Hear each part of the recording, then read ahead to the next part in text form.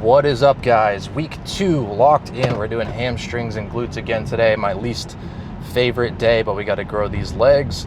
I actually took a rest day yesterday because I had a lot of work to catch up on. But I think it was good for me because actually at the end of the day yesterday, when I finally sat down to have my meal, man, I was sore. All my joints were hurting, my muscles were sore. Yeah, I usually work out every day, but I think with this series, I've been pushing harder in the workouts, so I've been somewhat sore. I never get super sore, when you first start lifting and you can't even sit on the toilet type of sore, just a little bit, but it's been kind of accumulating. And then yesterday, had a lot of work to get done, so I just stayed home, edited videos, went out and filmed some stuff. So busy day, but it was good because I kind of need that rest day. But I hate rest days, dude. In the morning yesterday, because I didn't go to the gym, I was feeling all emotional. I was feeling anxious, depressed. I need a workout. I did some push-ups and stuff that helped a little bit, and then some point later in the day started to feel good. But we're gonna go to the gym. A lot of people have been asking me, how do you film in a gym that's empty? I walk in, right? And I'm like, hey, everyone, I have 5,000 subs on YouTube. Get out. And everyone's like, wow, you're so famous, bro. And then they leave. No, so this gym is just, I don't know. I just got lucky. I found this gym that's never freaking has people in it. I don't know. It usually has 2 to 3 to 5 people in it at all times. And maybe just the time of day that I go, there's also not a lot of people. Sometimes when I leave, people will start to show up, but it's still less than 10 people. And maybe if these videos blow up, then that gym will no longer be empty, because people will be like, damn, I want to go to an empty gym, and then it won't be empty anymore. But we'll see. I don't know. That's why I've been going there, because I've been doing content for a while, mostly on Instagram, TikTok. YouTube's a more new venture, so that's why you're like, what do you mean you've been doing it for a while? You have 5,000 subs, dude. You're nobody. And I'm like, I know. I know it sucks to be nobody. But no, I've been doing Instagram, TikTok, short form content for a while. And so maybe a year and a half ago, I started looking for a new gym, because I would go to EOS, Mountainside. EOS was cool. I liked that place to film and just work out. But then I moved, probably 2.5 years ago, I moved to a new house, so that EOS wasn't close to me anymore. So I started going to a Mountainside, and I don't really like that Mountainside. It's packed, the lighting sucks, and it's, I don't know, I filmed a few short form things in there, but not great. So I wanted to find a place with less people, because I would do these dancing around the gym videos. And I know not everyone wants to be filmed. Not everyone wants to be in the back of a freaking video, and they don't want to be around somebody that's filming. So I was like, let me try to find a gym that's not as packed. It's better for filming. So then I found this little gym, and it's never packed. So I was like, oh, this is sick. I'm just going to start going here every day. And I did. And now at this point, because it's been so long of me going here, I kind of forget that gyms are never empty like that. And then on comments on short form and on YouTube, people will be like, yo, why is the gym empty? What do you have a studio that's a gym? Are you just filming? Did you build a gym just to film in or something? Nah, it's just, I don't know, just got lucky. It's just a really cool tucked away gym. I think because of the neighborhood that it's in, and it's a more expensive gym. It's $100 a month. Compared to, EOS, Mountainside, those are $30, $20, whatever. So it's more expensive, but it's also not in a great neighborhood. If it was in Scottsdale or something, then it probably would be packed, but it's not. It's in, I don't even know what it's called. All right. I don't really know much about what neighborhoods are called, but it's not in a fancy area. So $100 a month is not doable. And I would say most of the members that I meet there drive 20 minutes or more to get there. So yeah, so just got lucky, I guess. I mean, I wish the gym wasn't so dead, because I want them to make money. I don't want them to struggle or go out of business. But I don't know, it works good for me. And then YouTube, with the talking, it's obviously much easier to do that when there's less people around, for just like anxiety wise and also noise wise, because I don't know how to freaking edit in a way to like isolate the noise. I know I've been on like CapCut, and there is a way to isolate your voice, and I did it when I was editing one of the videos recently, but I decided not to use it because it sounded a little weird. Like, I don't know, it just felt, because all you could hear was the voice, and there was no like trailing off of the noise afterwards, and there was absolutely like no other, it just sounded strange for some reason. Like, I feel like there's supposed to be a little bit of background noise, and it didn't sound as good as like a podcast. It sounded like you were cutting out background noise. So if I went to a normal gym that's packed and playing music all the time, like this one plays music, but at least it doesn't have like clinkety clankety, 400 people lifting dumbbells and then talking and stuff. So it's kind of fine if I just don't isolate the audio like that. I do kind of want to find another gym, because I'm just tired of this gym's like, not tired of it, I don't know. I just want a different gym. Not completely, but like I want to switch between different gyms. So I've been looking, but there's not that many good gyms here. There's one called AZ Fit Lab that's like really sick.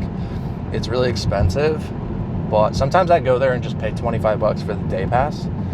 But I think an actual membership is like $150 or $200 or something. It's a really cool gym, but they don't really like filming. Well, they'll let you film, but not with the videographer. So I guess you're allowed to film by yourself, but I don't know, they're not that cool about it. But anyway, we're gonna go hit hamstrings, glutes. That's why this gym is always empty, okay? I don't know if I had to explain it for so long, but let's talk some more advice, guys, because basically what I want to do is teach you how to get jacked and teach you how to become a better man. Maybe not a better man, but like to build your life in a way that makes your life easier, that makes you have a better life overall. And today's lesson is be careful of the woman you pick. Your spouse is going to be very critical to your self-development and your path in life. I would say I would be nowhere near where I'm currently at if I didn't marry the woman that I married. And I got very lucky because I got married so young, and almost never does it work out when you get married at like 20, 21. I don't know if that's true actually, but a lot of times people get married that young because like when you're a kid, it's so easy to fall in love. Like you just get that like puppy love, and you're like, yeah, I want to marry this person. And you haven't even like dated that many people and whatever, and then you end up getting married, and then 10 years later you guys are like completely different. Luckily for us, we kind of grew up together, and a lot of our views still align. We're into some of the same things still, and yeah, we got lucky. But along the way, she had a huge impact on me because I was kind of just flailing, not really pushing myself. Hold on, sorry. This freaking tripod is such a piece of shit. So along the way, I was like flailing. I didn't really pick a path. Like I always had like dreams of something bigger, but I didn't know what. And I was just like working at this job that I didn't really like, and I would come home and complain about it at night. And she'd be like, hey, bitch, why do you keep complaining? Like, do something different then. And then just for years, I was like, I know, but like, I'm thinking, like, And at some point, she was like, yo, like, you need to do something, because I don't want to live like this. Like, I don't want to be freaking broke as shit. And I don't want to hear you complaining that you fucking hate your job all the time, okay? So, like, even if you don't make that much money, at least go do something that you're not going to, like, complain about. Because nobody wants to hear your complaints, okay? That just drains your partner. And you can complain to them sometimes, right? Like, they are your person to kind of whine to and talk shit to. But not every day. You're going to drain them if you're just, like, I hate my life and I'm not doing anything about it.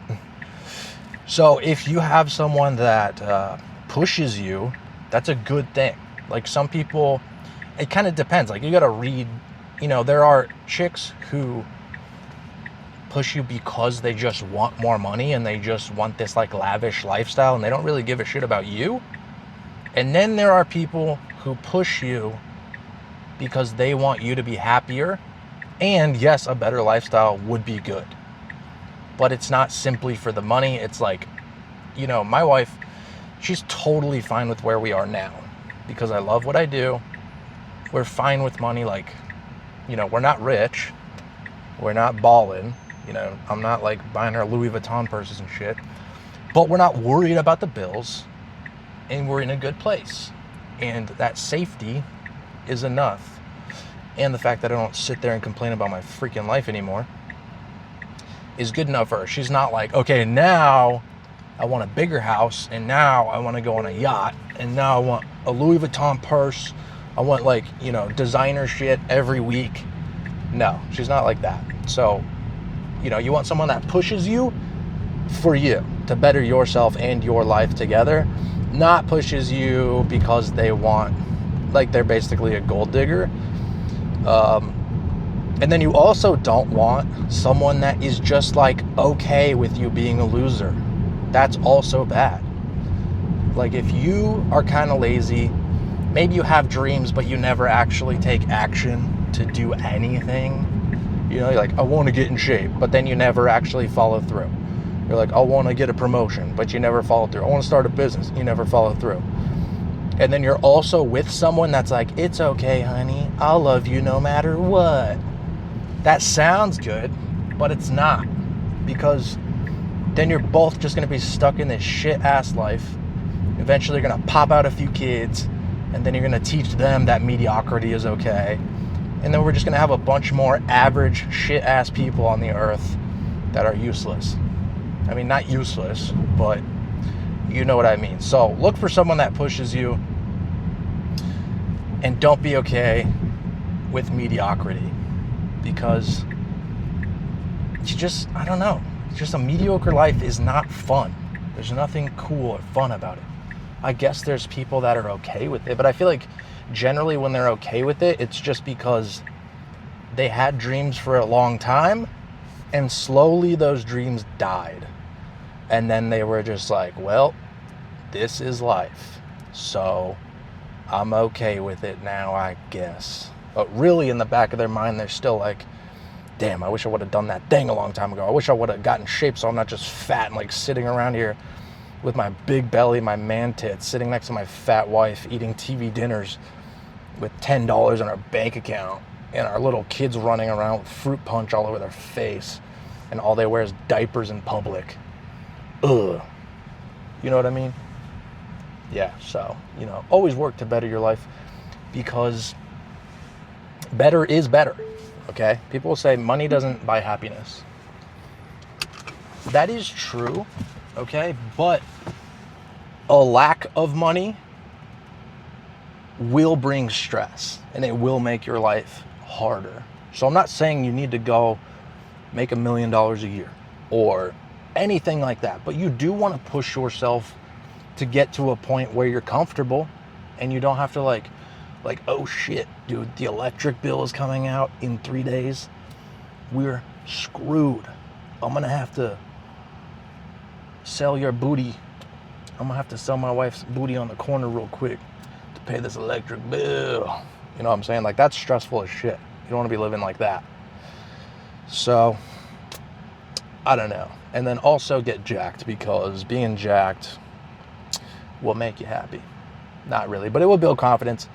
Like, I don't think you can really truly be happy if you are just super out of shape and just continuing to get in worse shape, and all you do is sit around, you eat, you go to work, you go home, eat, sit there, be fat, wake up in the morning, look at your fat self in the mirror, and be like, damn, you're gross.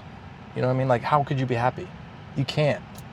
People will pretend to be happy, and I'm sure they are happy in ways and in moments, but they're not truly okay with it at their core. You know what I mean?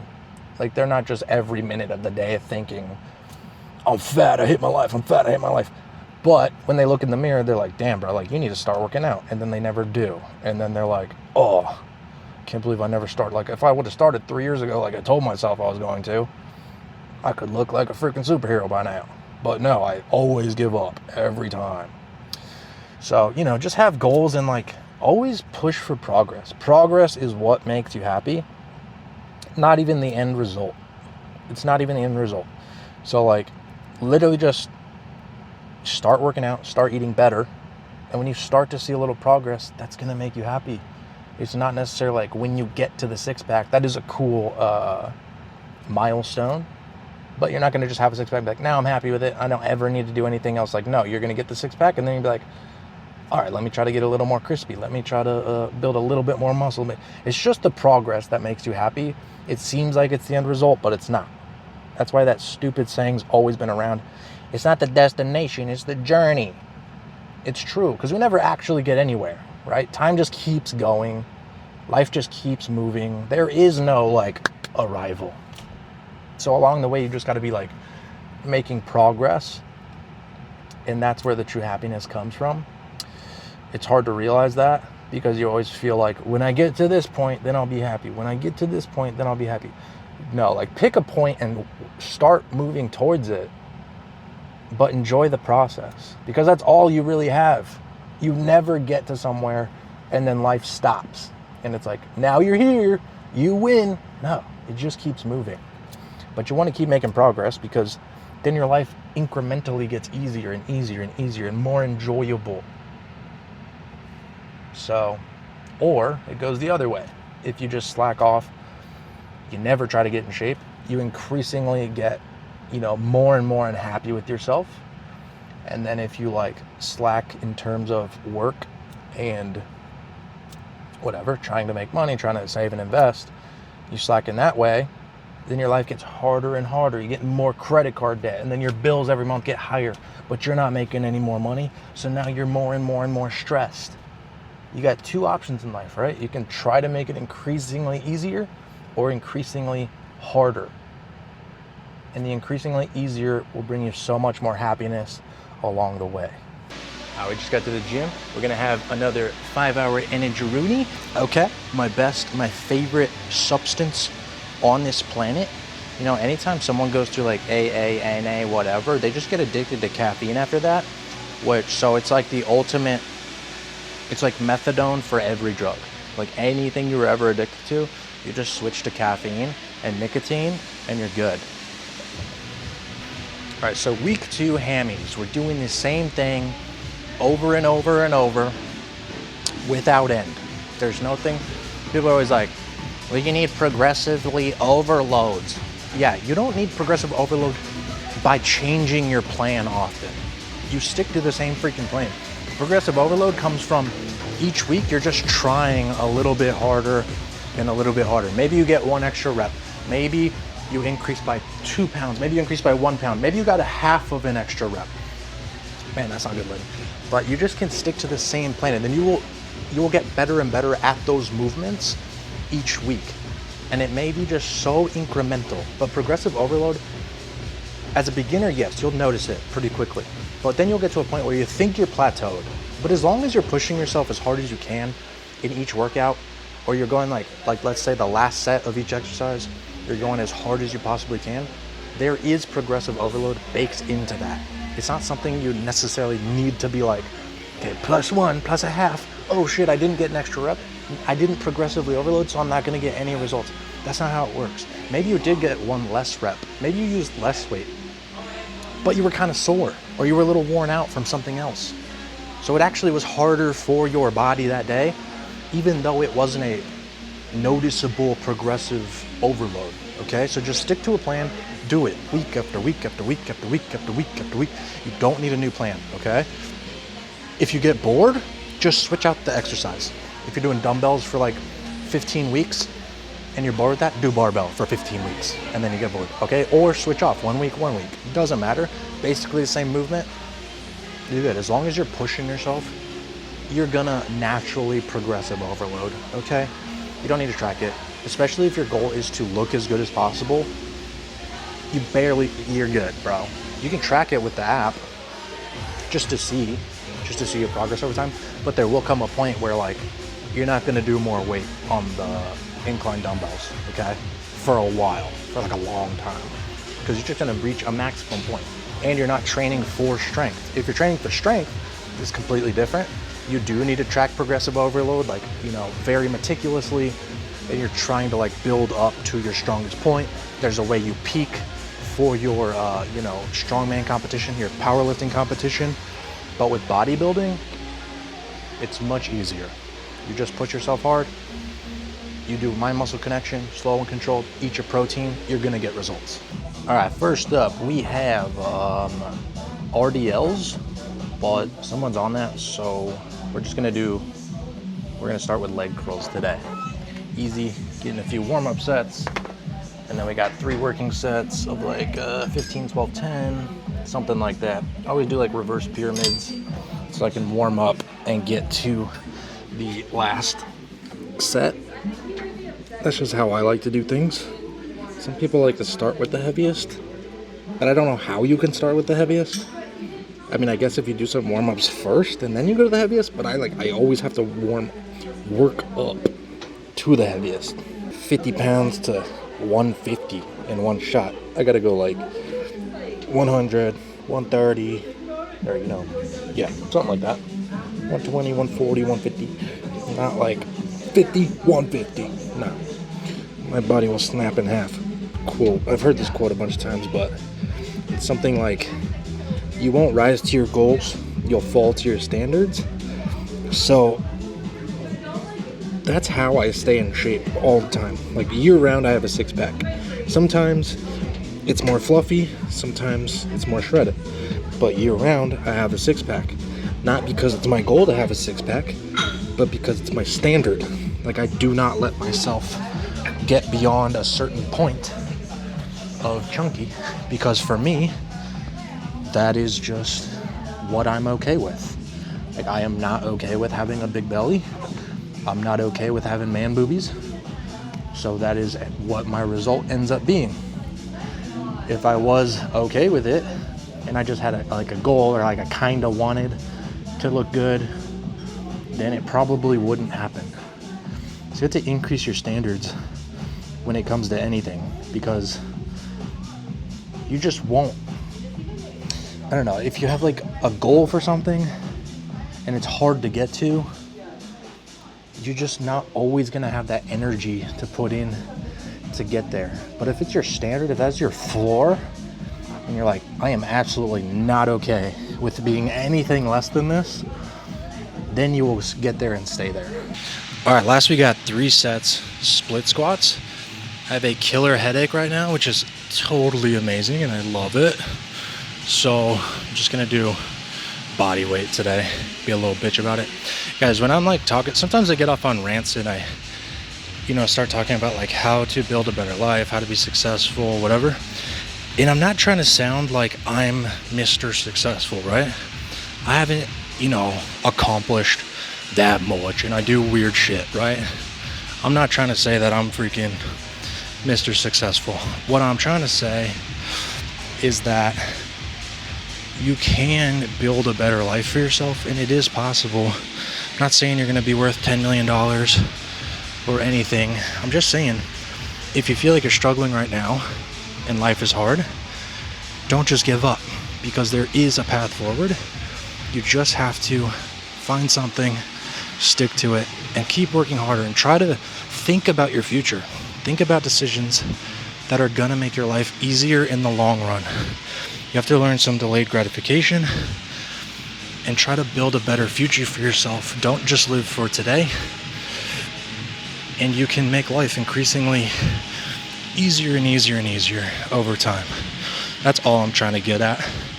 It's like you can build a great body no matter where you are right now. I don't care if you're 40 years old, 50 years old, 20 years old. I don't care if you're 200 pounds, 300 pounds, 400 pounds, or you're already like a jacked, ripped dude. You can get there. You just have to Stop making excuses. Stop letting bullshit get in your mind, and just do it. That's all you gotta do is take action and keep working towards it day after day after day. Don't give up super quickly. Like when you start lifting, you're going to not see results super quickly.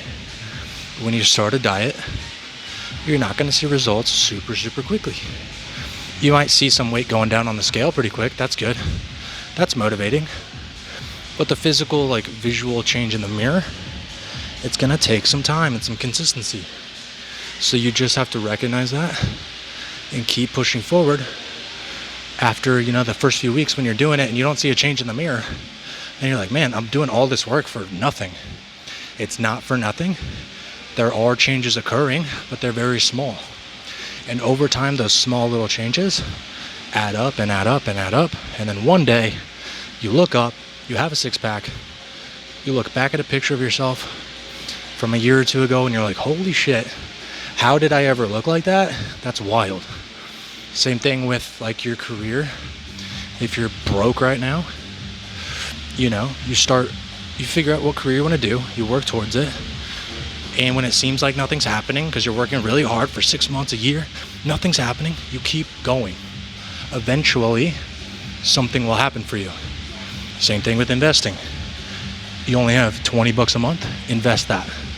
Over time, if you're working on your career, you're working on your physique, you'll make more money, and then you can invest a little bit more. You'll look in your account in a year and you'll be like, oh, I only have like $500 invested. That's nothing. But you keep putting your $20 a month in, and then over time you put 25, then 40, then 50, then 100, then 200, then 500 a month. One day you look back after 10 years and you got $100,000, and you're like, oh shit, I'm so glad I started putting that $20 a month away, and then over time it grew. They're all just, everything starts small and it builds into something, and all these things can make your life easier and easier and easier as time goes on. Like anytime you look at a rich dude, right? See a dude driving like a Ferrari in his nice ass house with his kids running around smiling and laughing. They're going to a private school that costs $50,000 a month, and his wife's got a huge ass ring on her finger. She's driving a G-Wagon, and you're thinking, must be nice. And you just wish you could have that life. That dude almost certainly was in your position 10 years ago, 15 years ago, 20 years ago. Almost guarantee it. Because if you look at the statistics, in the world, definitely in the United States, millionaires are almost all self-made. They almost all started with nothing. Almost none of them got an inheritance. They all started where you are right now, or maybe even less than you have right now. If you're making $100,000 a year right now, you're probably killing it compared to that dude was. If you're making $50,000 a year, you might be making more than that dude was when he was your age. But that dude picked the hard path. It's the easy path in the end, but it's the hard path to start. It's easy right now to skip a workout because you don't feel like it. It's harder to push yourself to go do that workout when you don't feel like it. It's hard to push yourself to put away $20 into investing when you only have $60 to last you till Friday. Very difficult decisions. You have to make sacrifices. It's hard to push yourself to work harder when you're tired, when you've already worked, 40 hours this week, and now your boss wants you to pick up an extra shift to help out. Maybe that's the shift where they recognize your value and you end up becoming the director next year, or the manager, or whatever the next step is for you. It's that extra little push that you put in. You don't know when it's going to be, but at some point, that's the difference maker right there. And if you just keep pushing, these things will happen for you. And eventually, you can be the guy that people are jealous of, and they say, must be nice. Almost none of those guys you look at when you say must be nice, almost none of them were given what they have. It's pretty rare. I think it's 1% of millionaires inherited any type of money, and even less of those inherited a substantial amount that made a difference. Like a lot of them inherited maybe 20 grand or something, right? Like their parents died and they had a little bit of money in their account, or they had a little bit of equity in their home, and that didn't make the difference between them being broke or being a millionaire. That wasn't the difference maker. It's a very small percentage of trust fund babies and people who are literally handed millions of dollars. That is a very, very small percentage of people who made it. So once you recognize that, you can stop being jealous, because you realize you're on the same path, or you could be, if you make the right decisions. And that's all I'm saying, right? I'm not saying that I'm Mr. Successful. I'm just saying I've recognized that path, and that's what I'm attempting to do in my life. I'm trying to make it increasingly easier by making the hard decisions now. So one day I can look up and be like, yo, I'm good. I made it. I don't have to do anything else. But hopefully I love what I'm doing enough that never happens, and I just keep doing what I'm doing. Anyway, that's it for the workout. 3 sets of these split squats, 20 minutes of cardio, and then we're done. Thanks guys for watching. See you later.